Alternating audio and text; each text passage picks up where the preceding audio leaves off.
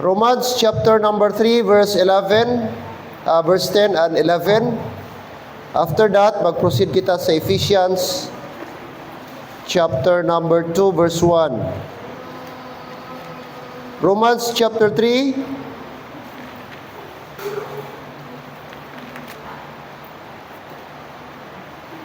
verse 10 and 11. After Romans chapter 3, let's proceed to Ephesians chapter 2, verse 1. Okay. Verse 10 and 11, ready? Read. As it is written, there is none righteous, no, not one. There is none that understandeth, there is none that seeketh after God. All right. Let's proceed to Ephesians chapter 2, verse 1. This is a parallel verse na ginagamit sa mga Calvinist. Chapter 2, verse 1, Ephesians. Let's read. Ready? Go.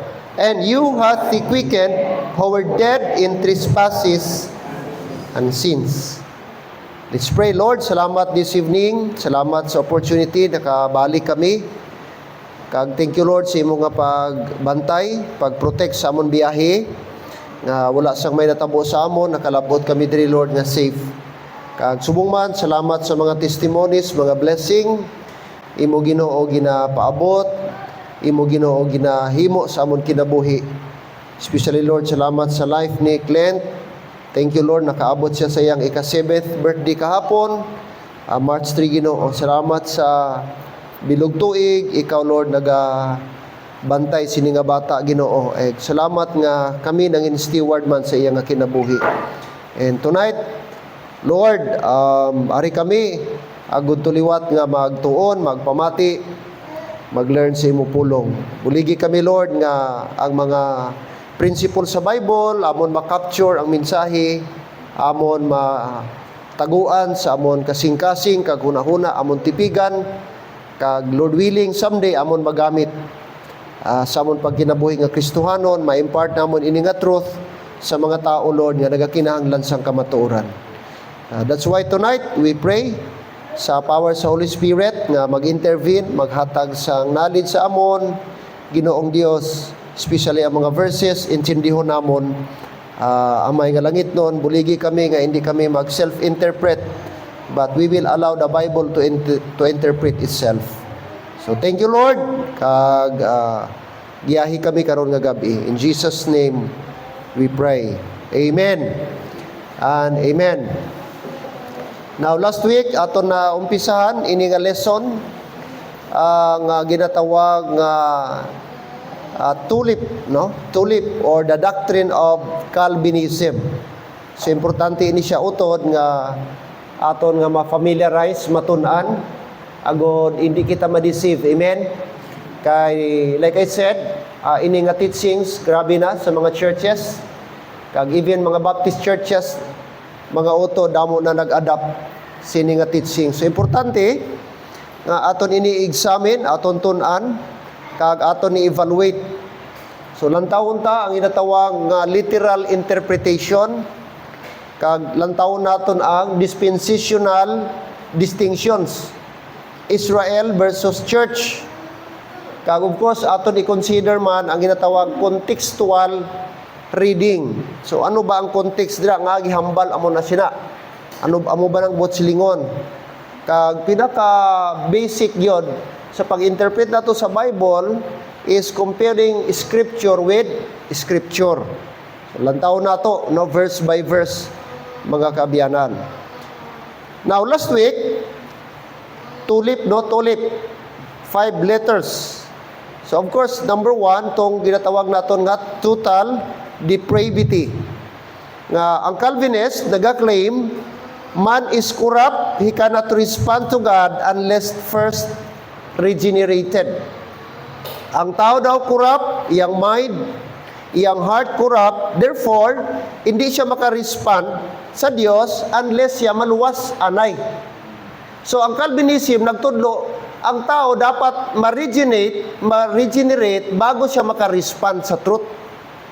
Kay incapable ang tao nga unregenerated nga mag-respond sa truth. So ang todo sa Calvinism, dapat ka ma-regenerate first bago ang belief. Okay? So tandaan na to, ang teaching sa Calvinism, maluwas anay ang tao bago mag-believe. Okay? So pag ina nga teaching, mabatian mo, naguna ang kaluwasan bago mag-believe, kana siya bad Calvinism na. Okay? Tandaan na to. Now, let's look at sa Bible kung amo ba na ang adobdad. Amo ba na siya ang ginhambal sa Bible nga i-regenerate ka anay sa Ginoo bago ka maka-respond sa truth. Amo na ginatawag total depravity. Deprave ang tao, corrupt ang tao, patay ang tao. Therefore, wala siya kakayanan, kapasidad nga mag-respond sa Dios unless luwason anay siya sa Dios. Amo na brad ang issue sa Calvinism. Total depravity. Now, gapati kita, deprave ang tao. Pero why kita gapati abiyan nga total? Total. Amo nang aton gi-disagree dire. Gapati kita ang tao, dead, depraved, pero hindi total. Now, okay. Ang gibasihan nila, itong gibasa kayo na, Romans chapter 3, balik ta dito. Anong hambal sa book of Romans chapter 3? Kaya isa ni nga verse, mga verses, nga ilang nga gigamit, nga ang tao daw, depraved, total depraved, walay kapasidad. Kay hambal diri sa verse 10, as it is written, there is none righteous, walay matarong, wala maski isa, no, not one. 11, there is none that understandeth, there is none that seeketh after God. Now, amo ni ang claim nila, lantawan ninyo. Wala sang matarong, hambal sa verse 10, biskan isa. Tapos, verse 11, naghambal ang Bible, wala sing maski isa nga nakaintindi. Kag wala maski isa nga nagapangita sa Dios. That's why, ang tao, wala gyud, patay gid siya. Wala gid siya connection. Ang tao by nature, wala siya nagapangita sa Dios. So, kailangan siya anay, tagaan sang kabuhi sa Dios, bago siya makarespond sa Dios. Amo nang ilang argument, mga utod. Now, sa pag-study sa Bible, ang ginatawag mga utod, number 1, kanang i-consider nato, ginatawag contextual reading. Dapat maintindihan tano ang context. Ano ang giistoryahan sa kabilugan, sa bilog nga chapter? Ano ang context dira? Amo nang pinaka-importante, basic na siya sa Bible interpretation. Kung di ka mag-study sa contextual reading mga utod, di mo matuhog, maintindihan, makuha ang context ang ginaistoryahan, ang resulta sina, magkaroon ka sang self-interpretation. So, mali ang imong interpretation sa verse or sa entire chapter. Now, intindihon nato, ano ba ang context diri sa chapter 3 sa Book of Romans? Okay. Now, ang context mga utod sa chapter 3, specifically Book of Romans, gusto i-prove ni Paul, mga utod, nga Gentile and Jew is all under sin. Amura, ang context brad. Gini-prove ni Paul, diri sa chapter 3 sa Book of Romans, nga wala kalainan, wala kaibahan, ang Gentile kag Jew. Puro sila under sin, under condemnation. Okay? Amo na ang context, mga utod. Hindi ni siya nag-mention, wala ni nagahambal mga utod. Ini nga tawag sina. Ini nga verse nga ang tao hindi makabilib kung i-confront siya sa truth. Take note, ang context diri sa chapter 3, liwaton ko mga utod. Luyag i-prove ni Paul nga ang tao, whether Hudyo o Gentile, is under sin. Makasasala tanan. Walay exempted. No, not one siling sa Bible. Pero hindi mo silingon diri nga under sin kita, wala kita kapasidad mo respond sa truth kung ma-confront kita sa truth. Now, let me tell you. Lantawa, ano ang gihambal dito sa verse number 22? Anong hambal ni Paul? Lantawa sa verse 22. According sa verse 22, even the righteousness of God which is by faith of Jesus Christ unto all and upon all them that believe, for there is no what? Difference. Now, kung depraved ang tao, walay kapasidad ang tao nga mo respond sa truth, mga utod. Now, ang pamangkot, why offer righteousness? Nga gi-offer pa ni Lord ang righteousness kung ang tao gali, hindi man gali makabilib sa iya. Nakita nyo? Ang verse 22, gi-offer ang righteousness. Paano gi-offer? Sa magbilib. Oh, ano ang basis? Magbilib ka, kag kung magbilib ikaw, mahimo ikaw nga righteous before God. Amo na ang message ni Paul, diri Brad, sa chapter 23. Okay? Therefore, kay gi-offer mga utod, ang righteousness, ano ang himuon sa tao? Okay? Mag-believe siya. Now, kung total depraved ang tao, if no one can believe, kung walay makapati sa Dios, ha, take note, nganong i-offer ang righteousness sa Ginoo? Amen? Why pulos nag-offer siya sa righteousness? Kung ang tao walay kapasidad nga mag-believe, ang gi-required para ma-righteous ka, mag-believe ka, yung ng Bible. Magtuo ka, magsalig ka. Kag ang resulta, sila ng Bible, you will be righteous. And there is no difference. Hello, ara pa ta?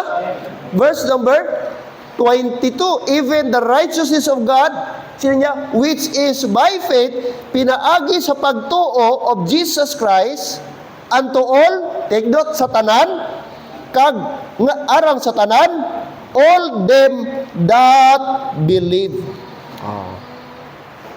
So therefore, mga utod, hindi ma-apply, hindi ni siya amo, ang verse 10 kag 11, wala nagahisgot, nagahambal abyan nga ang tao, hindi makarespond sa truth.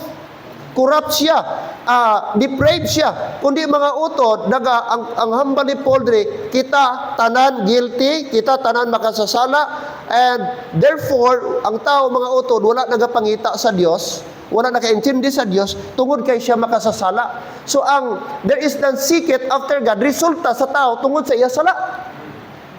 Pero di mo silingon, kay siya makasasala, wala siya nakaintindi, wala siya nagapangita sa Dios, is wala na siya kapasidad, ability, capacity, nga mo respond sa truth, kung makita niya ang truth.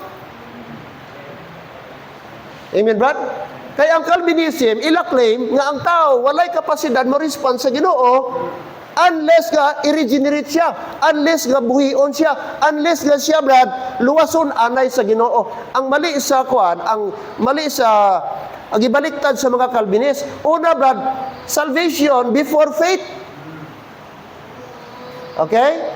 Nauna anay, Brad, ang salvation bago ang faith. Ang sa Bible, Brad, mag-respond ka anay by faith, ang resulta is salvation. Pero ang Calvinism, ma-regenerate ka bago ka magkaroon sang faith. Kay walay kapasidad ang tao, nga mo respond sa Ginoo kung wala sa faith o hindi siya ma-regenerate. Kay patay siya. So, buhion anay siya sa Ginoo. Amo nang ila argument, mga utod. Now, let's go to Ephesians 2:1. Alright. Amo ni ang ilang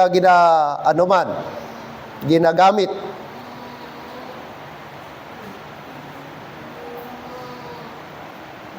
Ephesians 2:1, sabi niya, aton basa kay na.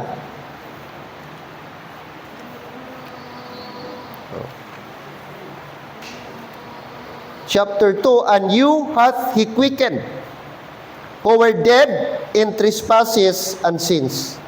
So ang gigamit nila nga word, Brad, is dead. Kada dead, patay sa paglapas kag mga sala. Dead in trespasses and sins. So dapat naton intindihon, ano nga klase nga death? Ano klase nga pagkapatay? Kamatayon ining word diri nga dead. Dead ba nibot silingon ba? Dead nga incapacitated? Dead nga wala na gid totally, wala kay mahimo? Amo ba nibot silingon diri mga utod? Ano ang butsilingon sining word diri nga dead? Patay. Ambal ni Paul, patay kamo tanan. Pinaagi sa paglapas kag inyo mga sala. Natandaan nato, damo klase nga kamatayon. Naisgutan ta na last week. Pero ang but siningon diri mga utod, ang meaning sini nga word diri nga dead means separation. Na-separate, na-disconnect.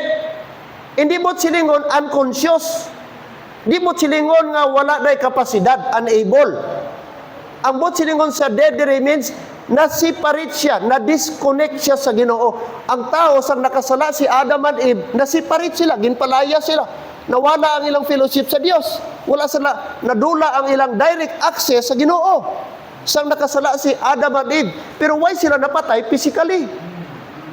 Why man sila napatay spiritually? Nga, na-impierno dayon sila. Na-impierno. Pila pa katuig bago napatay si Adam? 930 years pa. Bago napatay siya physically. Pero, mga utot, anong hambar sa Bible? Thou shalt surely die. Hambar sa Genesis, nga the moment magkaon sila tong prutas, the knowledge to know good and evil, anong silin sa Bible? Thou shalt surely die. Mapatay ka mo. Ang pamangkot, anong klaseng kamatayon dito ang ginatubod? Is it spiritual death, physical death, or separation nga death? So, klaro kayo, hindi to physical death. Kaya 930 pa, Brad. Bago namatay si Adam Dugay pa kayo. Imagine mo, lapit pa libo bago napatay. So, wala to nag-focus dito sa physical death ng yamban ni Jesus Christ. Hindi po to spiritual death or eternal death na impierno sila. Ang ginatukoy dito ba, thou shalt surely die, na separate, na terminate ang ilang relasyon sa Ginoo. Nadula ang ilang relasyon sa Ginoo. Na-disconnect sila. So the same, nagigamit ni Paul, ang dead doesn't mean eternal or unconscious or walay kapasidad ang tao nga mo respond sa Ginoo.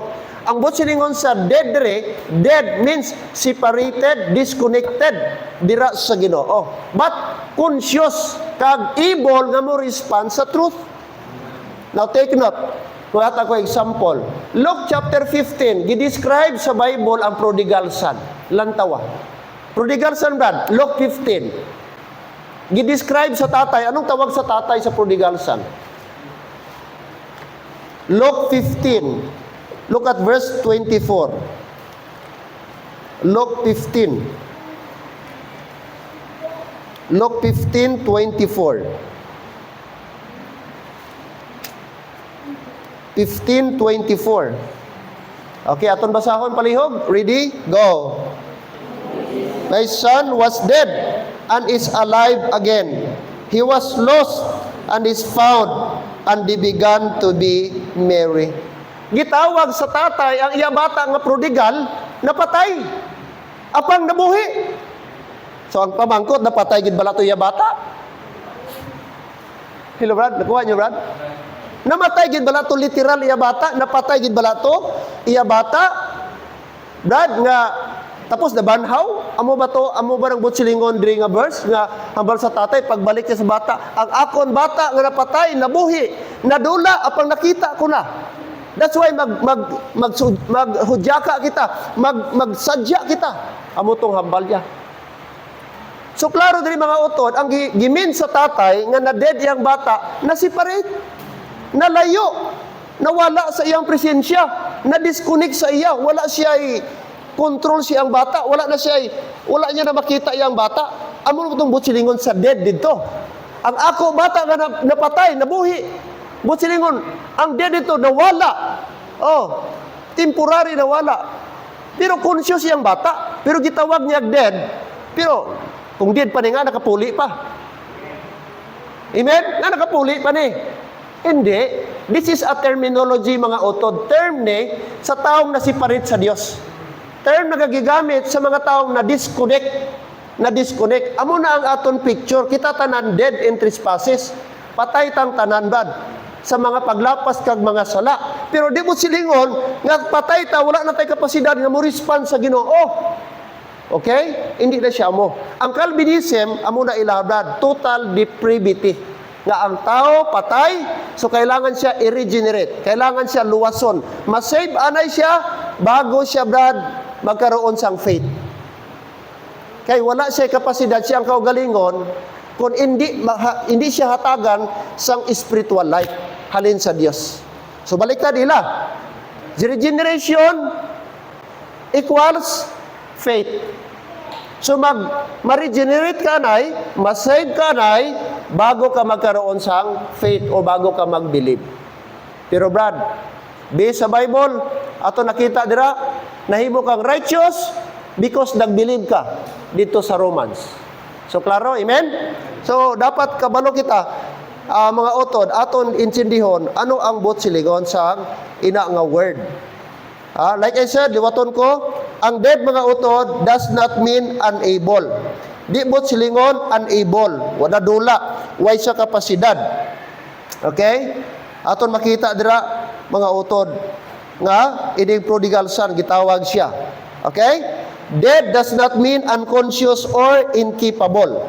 Kay amo man ang giklaim sa mga Calvinist nga ang tao daw unconscious kag incapable. Dead. But ang Bible is very clear, no? For this my son is dead and is alive again. Iba ang separated, iba ang incapacitated. Na-separate lang, but it doesn't mean incapacitated. Wala siya siyang mga utod. Why sa kapasidad. Now, lantaw naton. Ano ang ginhimo, Brad? Christians, before the cross, ano gihimo nila? Before the cross.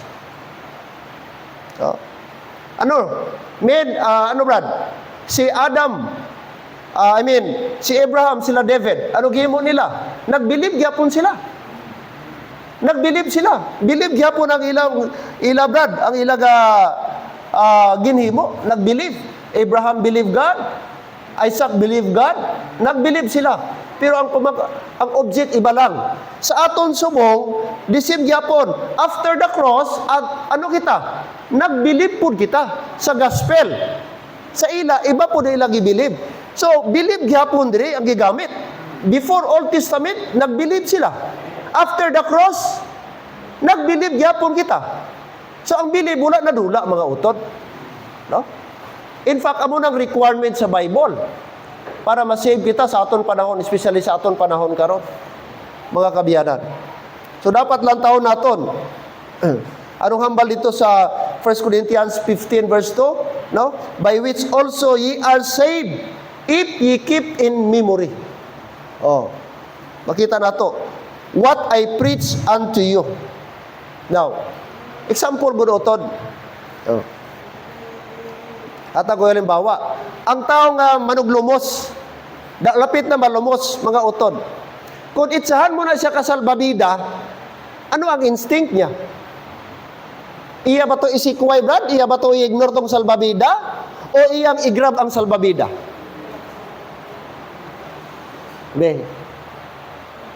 Siyempre, kung ikaw nga tao manuglumos na, siyempre, hindi mo pwede i-ignore to, hindi mo pwedeng baliwalaon to. Imo gito yakwaon. Magbilib ka dito nga makabulig to sa imo. Amo gyapon sa aton panahon karon. Hindi pwede nga i-ignore mo may gi-offer nga salvation si Jesus Christ. Tapos magsiling ka, hindi ko na kaya kay wala pa ko hindi pa ko luwas o i-ignore niya or ibaliwalaon niya. Mga utod maghulat anay siya nga i-regenerate sa Ginoo. Ang katong imong pagbilib sa iya, amo na tong agent para ma-regenerate ka. Amen? Mga kabiyanan. So, dapat maintindihan naton. Maintindihan naton mga utod. Ang inaangat nga bagay.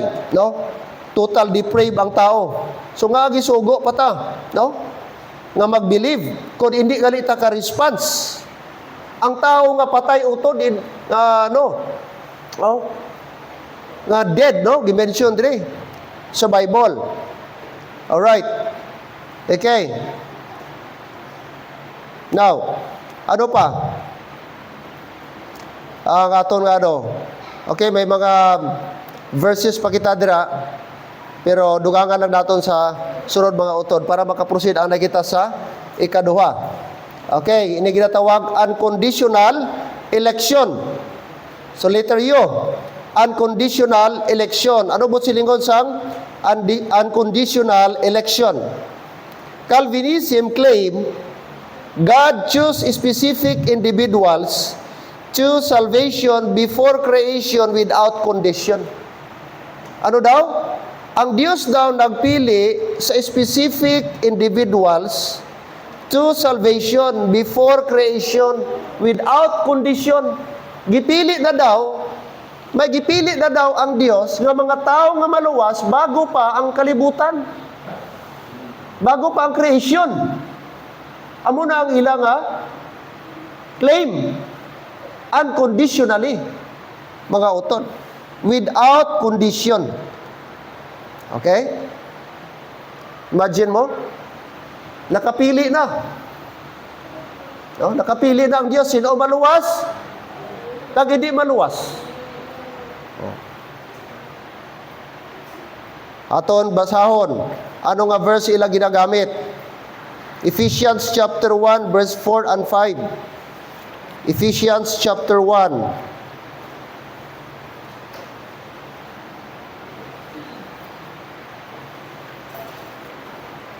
So dapat kabalo kita kung ano mga verses ginagamit nila.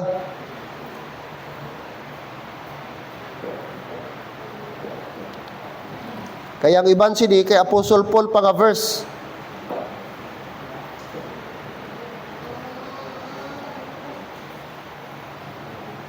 Ephesians 1:4 and 5. According as He hath chosen us in Him before the foundation of the world, that we should be holy and without blame before Him in love. Verse 5, having predestinated us unto the adoption of children by Jesus Christ to Himself, according to the good pleasure of His will. Alright. Now, ang key phrase, mga utod, dire, nga aton lantawon, ining ginatawag nga in Him. In Him. Kanang word out chosen, verse 4, according as He had chosen us in Him. Ina nga word ginagamit, nakapili na, ginpili na, kita, dira sa iya, kay Kristo. Before the foundation of the world. Before paghihimo, gimugna, gi-create ang kalibutan. Okay? Amo nang claim nila. Gamito nila ni nga verse. Now, kung ura ta idea, makasiling ka, ara gid man sa Bible gali, no? Nakapili na gali, may ginpili na gid gali. Before pa na gihimo ang kalibutan, may choosy na gid man gali. Ti mapati ka gid sa ila, kay gamitan po nilang verse. Kay Apostle Paul pagid nga sinulat. Oh, ti paano kasi na karon? Paano mo na tubagon? Paano mo na i-counter? Tapos verse 5, predestinated pa. Naka-pre na, before. Predestinated us unto the adoption of children by Jesus Christ to Himself. So mabudlayan ka. Paano mo na siya i-kuan? Explain ka ron. Pamangkutong ka, lantawa, di ka magpati o chosen, elect, may ginpili na before pa ang kalibutan. Way pa ang kalibutan na himo, ara na, may gipili na ang Diyos. Anuhon mo na. Uti, i-deny mo na, kasi Paul man naghambal siya na. Uti, kung wala ka knowledge, makasiling ka, gani, no? May ara gid man gali. Tama gid gali, Brad. May ara gid man gali. So, buot siling kung kayo may gipili, may hindi pinili. Hello? May gipili, may gipili. So, buot silingon, may hindi po napili. Oh. So, ang buwa karon, magsiling ka agit tama, ang Ginoo may ginapili, gigali man. Hindi galitanan. Tiyang pamangkot karon sino tong pinili? Amen? Amo na brad, importante mag-study kita. Kay kini ba yung mga iban nga teaching, verse ba gyapon nila gamiton? Verse ba gyapon nila tindugan? Na kun dita ka malula ta knowledge. Ti may tendency gid nga mahilo ta, madali ta, makasiling tao no, tama no? Amen ba, Christian? So kung wala kita na alis blood, wala gid. So dapat sulbaron na to ni. Ano mo silingon sinidring chosen as in Him? Now, lantaw mga utod. Kining chosen diri in Him. Tandaan niyo mga utod, dali lang. Kini siya, hindi siya individual choosing. This is corporate choosing. Ha? Magsiling kag corporate, tiningob. Hindi personal, hindi individual ni siya. Ang gihambal ni Paul. Kanang gipili kita dira sa iya, nagahisgot na, nagarefer na sa all believers in Christ. Hindi every individual. Hindi nga kanya-kanya individual. Tanan nga believers, pinili in Him kay Kristo. The moment nag-believe ka sa gospel, corporate ni siya. Take note. Corporate in Him. Now, ang pamangkot, san o ka naging in Him? Kay ang word rin, choosing us before the foundation of the world. Amo nang hambal diri sa verse number 4. According as He hath chosen us in Him before the foundation of the world. Pinili na kita. Hambal ni Paul, napili sila before pa ang kalibutan. So dapat aton sulbaron ba ang pamangkot, san o ka naging in Him?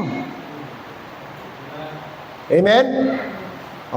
Naging in Him, in short, naging in Christ. Simple lang, mga utod. Ara ang sabat, verse 13. Ara sa verse 13. Ambal dira, in whom ye also trusted, after that ye heard the word of truth, the gospel of your salvation, in whom also after that ye believed, ye were sealed with that Holy Spirit of promise. Okay? Now take note in verse mga utod. Okay? In verse number 18, trusted, tapos believe. Ano ang resulta? Sealing. Both silingon, belief comes before sealing. Amen? Ang nagtuo ka anay, nag-believe ka anay, nag-trust ka anay, pagkatapos ang sealing. So nauna ang believe, nauna ang trust before ang sealing. Both silingon, mga utod, believers are chosen in Christ, not chosen to be placed in Christ unconditionally. Mga utod. The condition is faith, no? Mag-believe ka anay. If first, second, Corinthians 5:17. Ano nga ba sa Bible? Therefore, if any man be in Christ, he is a new creature. Okay? Ang word dito ba, in Christ. Ang pamangkot, saan o ka naging in Christ? The moment you believe the gospel. Dito ka naging in Christ, mga utod, dito ka na-consider nga chosen sa nag-believe ka sa gospel. Hindi nga na-choose ka na, wala ka pa nag-believe sa gospel. Pag believe mo sa gospel, na-appeal ka mga utod sa chosen. Amo na ba? Halimbawa, imo ning illustration. Ang kumpanya maghatag may pilion nga mga empleyado tagaan og mga benefit. Ang kumpanya maghatag og benefit sa mga pili nga empleyado. Okay, ang pamangkot, saan o ka makaabil sinang benefit para sa empleyado? Saan o ka makaabil? Sa benefit nga gi-offer sa kumpanya. Dapat mangin employee ka anay. Kaya kung di ka mangin employee, ay hindi ka gid maka-appeal sa tong ginahatag, gina-offer nga benefit sa mga empleyado. The same way mga utod, ma-save ka anay. Mag-believe ka anay sa gospel para maging in Christ ka. Pag nag-believe ka sa diyang na in Christ ka na, that's the moment naging part ka sa chosen. So resulta ang pagiging chosen naton sa aton pag-believe sa gospel. Hindi nga ginpili ka na una kahit wala ka nag-believe sa gospel. Hindi na siya amo. Nakuha na ito mga utod? Ang ano? So ang phrase dira is in Him. In Him mga utod. Kaya in verse number 13, gihambal ni Apostle Paul, trusted, nagamit siya. Sa diyang nag-trust ka, nabatian mo ang word of truth, the gospel of your salvation, siling ni Paul, ano ang response sa tao? After that, ye are trusted, in whom after that ye believe. You were sealed with that Holy Spirit of promise. Okay? Now, ano pa? Aton makita, mga utod. Okay? Nagigamit sa mga tawag sila, mga Calvinist. Romans chapter number 10, verse 1. Very familiar nga verse? Romans 10:1, anong hambal ni Paul? Okay, let's open. Prayer, desire ni Paul. Romans 10:1. Oh. Hambal ni Paul, brethren, my heart's desire and prayer to God for Israel is that they might be what? Saved. Oh. So ano ni nga desire ni Paul nga ma-save sila? Kini nasyonal ni. Nasyonal. Corporate. Mga utod. Israel ang gitukoy ni Paul. Diri mga utod. Hindi individual nga ma-save sila, kundi as nation. Now, if individual election were fixed, mga utod, bakit kailangan pang mag-principle nga ma-save ang mga kababayan niya ng mga Hudyo? What's the point nga mag-pray pa si Paul nga ma-save? Kung individually gali, save na sila. Nakuha nyo?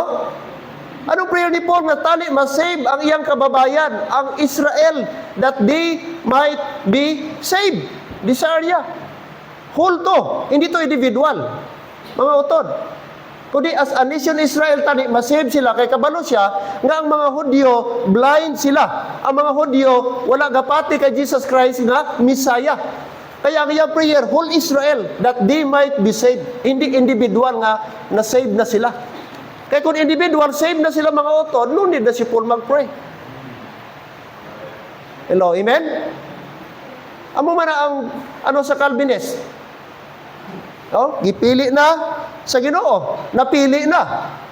Kag kun amo na, like I said lagi, kung ang kaluwasan ba nakapili na, may pinili na, paano mo mabalaan nga pinili ka? Paano ma-determine? Anong basihan? Kag paano ka makahambal ba? Ako baya pinili. Paano po ko maghambal nga ako dili ko pinili? Hello, amen? So daw limog kayo ng katitsing. Questionable na. Oh, may detector ba nga mabalaan ko si Brad Maki nga ini pag may amo ko sila ay pinili na rin, luwas na rin. Pag ano ko inobin, sorry, why gigalin ni chance, why gini napilian. Oh. Di ba? Daw dira pa lang daan, may pinili na ang Ginoo nga maluwas, may gipili pud nga hindi maluwas. Baw ka budlay. But silingon Brad, ang Ginoo gani gapamili. Amen ba? Nakuha nyo? Ikaluloy ka lagi, nga biskan ano mo kahandom nga maluwas, gapati ka, gasalig ka sa Ginoo, nagbilib ka sa gospel, nagbilib ka sa gihimo niya sa cross, way ka gid-chance maluwas, kay way ka man napili. Katong isa, way gihimo, pero napilian. Bisan way nagbilib, luwas kay napilian siya. Pamangkot ko, anong bisis sa Ginoo sa pagpili? Kay gwapo, kay tisoy, kay ano? At si Brad Bernard lagi na madalas, hindi ko namuhon eh. Kita ng mga tagilid dire, kaluluoy ta eh. Amen, kung namo sila. Kaluoy sa aton. Isimba-simba ta dire, gaalaga ta sa Ginoo. Ang labas dire, ang ending gali nato, way ta napili. E kato isa naman, gabagdoy-bagdoy lang, galigoy-ligoy, way simba-simba, gatinonto. Pinili, pag-abot sa langit, luwas gali kinapilian. Di ba unfair? So, very weird mga author nga teaching. Chosen. Sige na. Napili na. Oh. Unconditionally. Oh. Unconditional election, mga kabiyanan. Alright?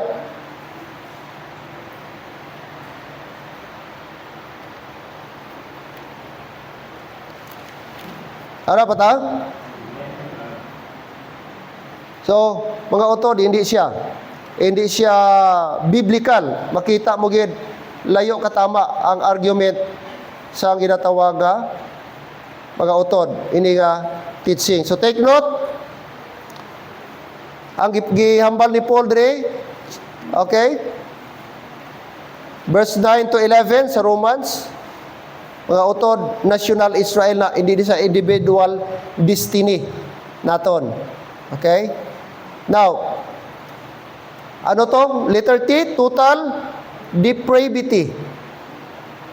U, unconditional election, elect na, mga utod.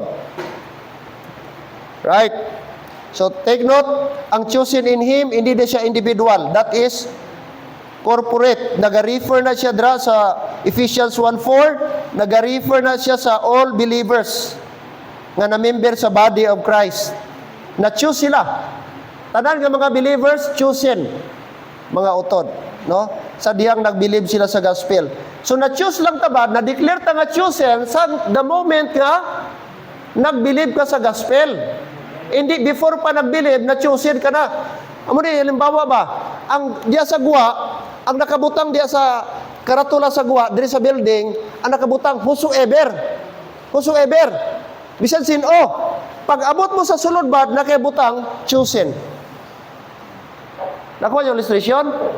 Ang karatula sa guwa, paglantaw mo, whosoever, bisan sin, pwede magsunod. Pag sunod mo sa building, nakita mo karatula, chosen. Napili ka na. So, katong nagsunod, amo na tong chosen.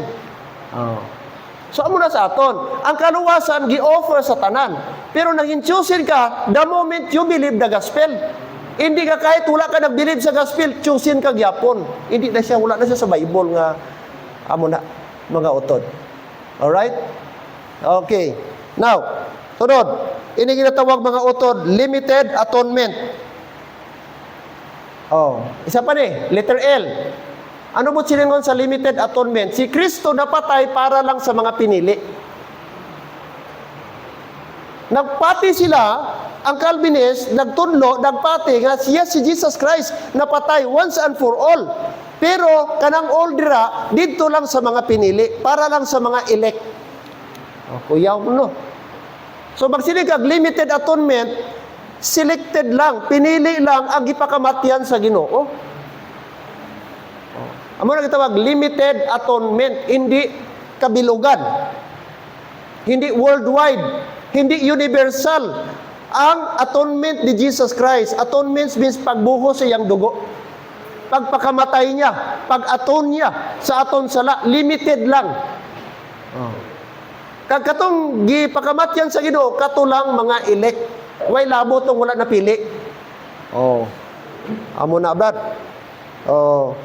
Tuod ba na? Amo ba na mga utod?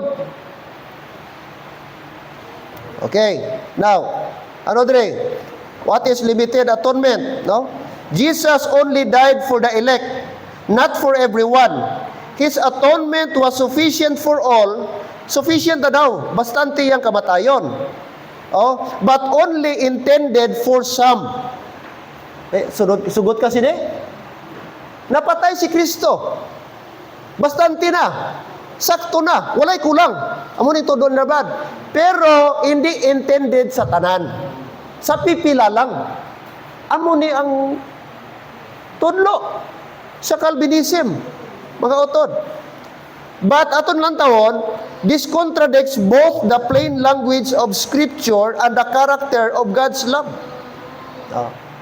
So, paano na ito na-counter? Ano ang verse nga mag-prove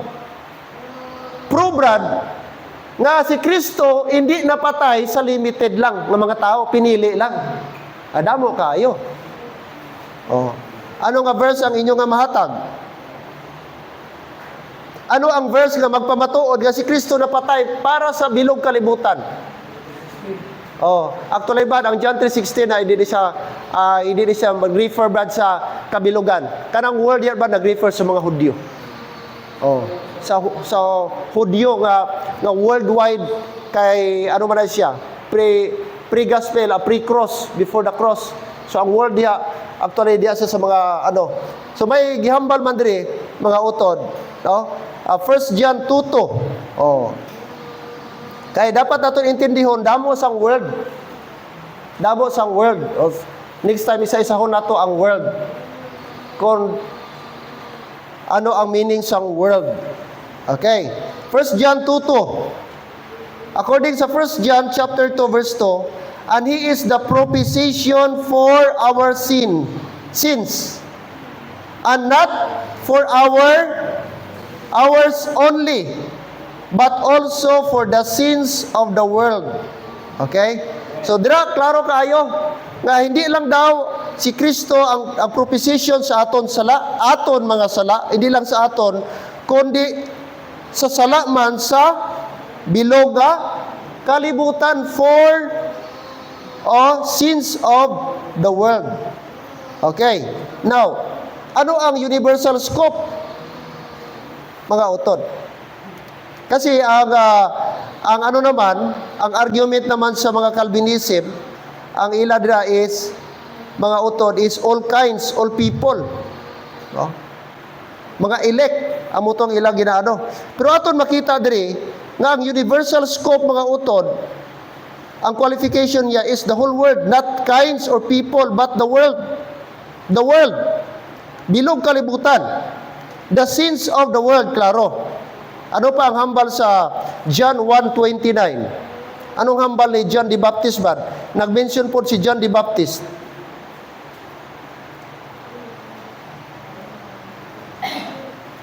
Sa nakita niya si Jesus Christ ba? John 1:29, behold the Lamb of God, which what? Taketh away the sin of the world. So diri si John, describe niya si Jesus Christ as the Lamb of God. Ano pa? Kag sini niya Brad, and taketh away the sin of the world. The sin of the world. So aton makita dira mga kabiyanan. Oh. Ano pa? Nga mga verses nga aton makita. 1 Timothy chapter 2 verse 4 to 6. Anong hambal ni Apostle Paul?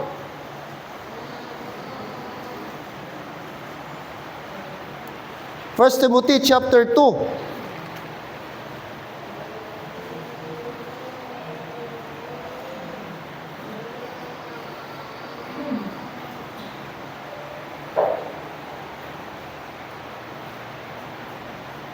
First Timothy chapter 2 verse 4. Ambal diri ni Apostle Paul. Chapter 2 verse 4. Who will have all men to be saved and to come unto the knowledge of the truth. Notice the word, who will have all men to be saved. Who is that? Si Jesus Christ. So kung pinili lang, nga hambalon pa ni Paul, nga ang tanan mga utod, ang tanan, luyag sa Dios, gusto sa Dios, nga ang tanan, maluwas kag makalabot sa ihibalo sang kamatuoran, knowledge of the truth. Amen? Ano pa ba? Verse number, lantawa. Okay. Ano pang hambal ni Apostle Paul? Verse number 6. Verse 5, for there is one God and one mediator between God and men. Verse number 6, who gave himself a ransom for all to be testified in due time. Kanang word ba, ransom for all. Ransom for all. Hindi na, why siya naghambal dira nga few. Pero ang pag-interpret sa mga Calvinist, kanang all dira, all elect. Tanan nga pinili. Hello, amen? Hindi na siya mo, mga utod. Pagsambal nga all gina. Why na nag-refer kung Hudyo ka, Gentile ka, ano ka dira? Ang all dira means all sinners, all men, tanan nga tao. Why siya naghambal nga, i-claim mo dira nga all. So nag-interpret ka, Brad. Interpret mo ang all dira nga all elect, wala. So ato makita diri, who will have all men to be saved. Tanan nga tao, mga utod, ginpakabatyan sa Dios. Tanan tao luyag sa Dios nga maluwas. Walay biskan isa nga hindi luyag sa Dios nga maluwas. Tandaan nato. Ang plano sa Dios, ang kabubuton sa Dios, ang handom sa Dios nga walay single nga kalang makadto sa impyerno. He died for all. Amen. 1 Peter chapter 3 verse 9 o 2 Peter 3:9.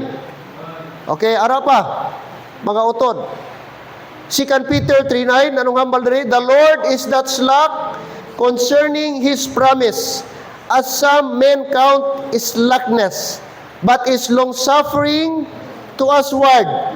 Take note this phrase, not willing that any should perish, but that all should come to repentance. Amen? Hindi luyag sa Dios nga may isa nga malaglag, may impyerno, kundi ang tanan. Makaangkon sing pagbag-o sa ilang isip, repentance, mag-change ilang mind, nga magbilib sila sa gospel. So, klaro mga utod, take note, ransom for all, who will have all men to be saved. Christ Jesus, who gave Himself a ransom for all. This passage doesn't allow for a hidden elect-only filter. It's universal offer from a universal Savior. Amen? Universal offer to a universal Savior. From a universal Savior. Ang Dios nag-offer sang universal nga kaluwasan, kagin offer niya na sa tanan. Oh, sa tanan. Walay pinili. Walay exempted mga utod. Tanan maka-avail kay ang salvation gi-offer sa tanan. Kag ang desire ni Lord nga ang tanan gid ma-save mga kabiyanan. Amen. Tandaan nato mga utod. Hindi na siya. So layo na siya nga teaching nga limited atonement. Limited atonement. Okay? Tanan gi-aton sa Ginoo. The atonement is sufficient for all. Applied only to believers. Okay? So mag-take effect lang ni utod ang atonement sa nag-believe. Okay? Yes, ang Ginoo, mga utod, napatay para sa tanan.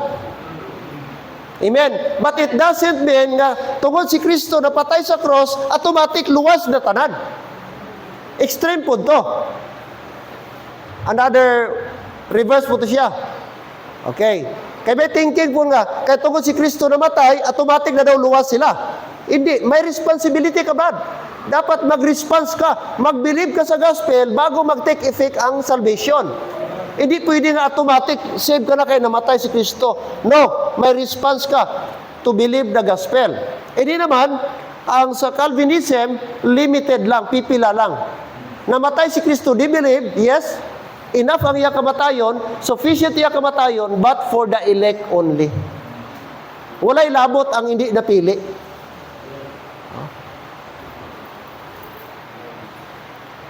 Perti ka, confusing.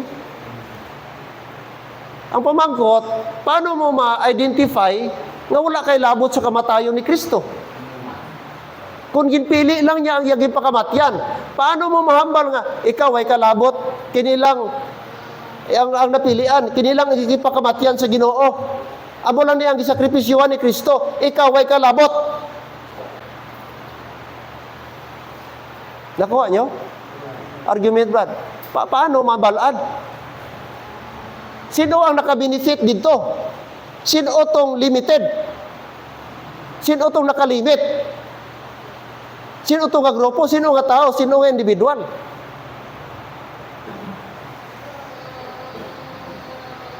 So sa gyapon, makonsider naton nga dili ang Ginoo, Brad, hindi siya Brad, fear God. Kaya may pinili man siya. Hindi man galit sa tanan, para sa tanan niya kamatayon.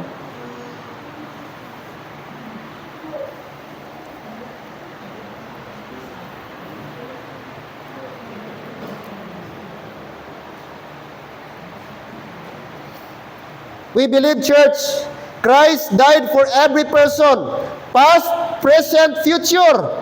His blood is sufficient for all, but only applied to those who believe. The offer is real. God desires all to be saved. Salvation is not about limitation. It's about invitation. Amen? It's about, hindi siya limitation, it's about invitation. Gusto sa Diyos, gi-offer ni Lord ang salvation sa tanan. Why limit, mga utod? But ang imo-himoon, mag-believe ka lang. Amen? It's not about limitation, mga utod. It's an invitation. Limited atonement limits to the love of God. But the Bible, Jesus died for the whole world, even those who reject Him. Yes, biskal gi-reject mo siya, nagpakamatay yapon si Jesus Christ. Biskal baliwalaon mo siya, apil ka dira. Mga utot. Okay? Kaya, mga abiyan, ining limited atonement, dako-dako ni siya nga question, dako-dako ni siya nga question mark, nga Christ died only for the elect. Now, show me in the Bible nga si Jesus Christ namatay para sa elect. Give me a single verse sa Bible. Nga si Jesus Christ, ang iyang kamatayon para lang sa mga elect, mga pinili. Anong verse nga pwede nato basahon? Kag, dire, nga namatay siya para sa mga few or mga elect. Pero damo verses sa Bible ba nga Jesus Christ, He died for all. Amen. He died for all. Musugot ka mo? Nga lang, ang namatay si Kristo, pinili lang, ang yagi pakamatyan?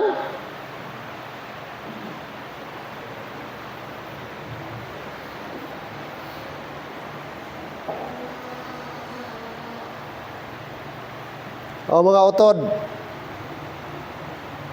hindi. Gapati kita, ang kamatayon ni Kristo is once and for all. Kaisa lang kag para sa tanan. Para sa tanan. Take note, para gid sa tanan. Who will have all men to be saved? Christ Jesus who gave Himself, kanang word, ransom for all, paglukat sa aton, paggawad sa aton, pagbayad sa aton sala. Anong giambal ni Paul?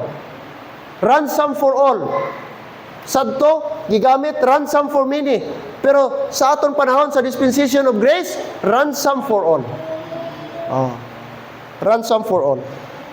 Mga kabiyanan. Okay?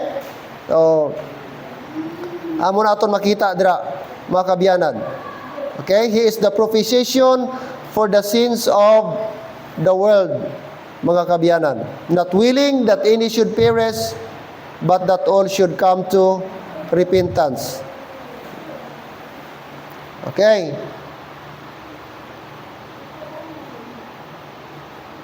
Now, magtapos ko diri sa illustration, mga kabiyanan. Amo ni siya ang ano ba? May ara didli nga sakit. Didli nga sakit, mga kabiyanan. Okay, makamamatay nga sakit. So karon ang gobyerno nag-provide sang gamot.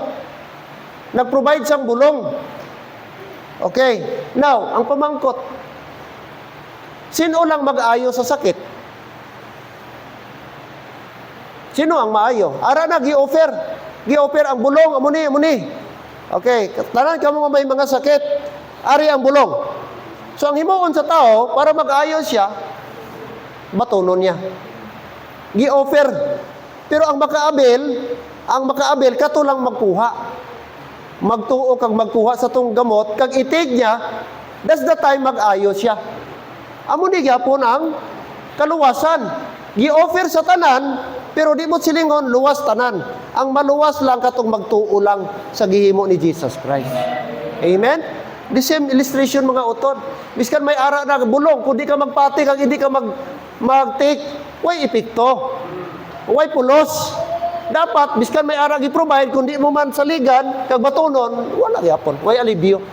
So dapat, tuhuan mo, kuhaon mo, inumon mo, bago ka mag-ayo. Amen? So walay limit. Oh, bisan sino pwede mag-abil sa sini nga bulong. The same sa gospel, mga utod. We believe on universal salvation. Luyag sa Dios. Oh, pinaka-common gid man ba John 3:16? Oh, di ba?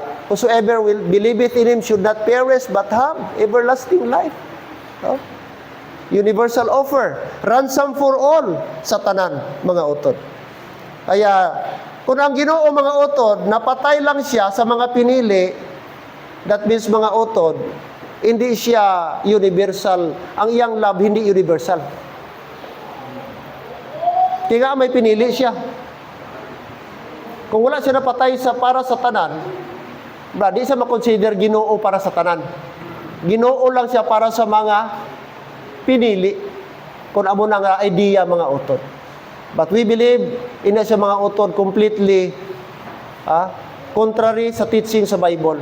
We believe that Jesus Christ, He died for all.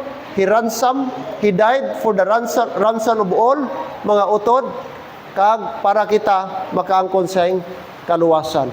Okay? Only by responding, mga utod, sa gospel. Okay? So ato ni padayon ini next week kag may mga verses pa kita atong dugangan, mga kabiyanan. Magtindog ta please. Amay nga Dios, Ginoo, salamat sini nga kagabion, salamat sa imong pulong nga amon nga nabatian karon nga gabi, naghatag sa amon idea nga amay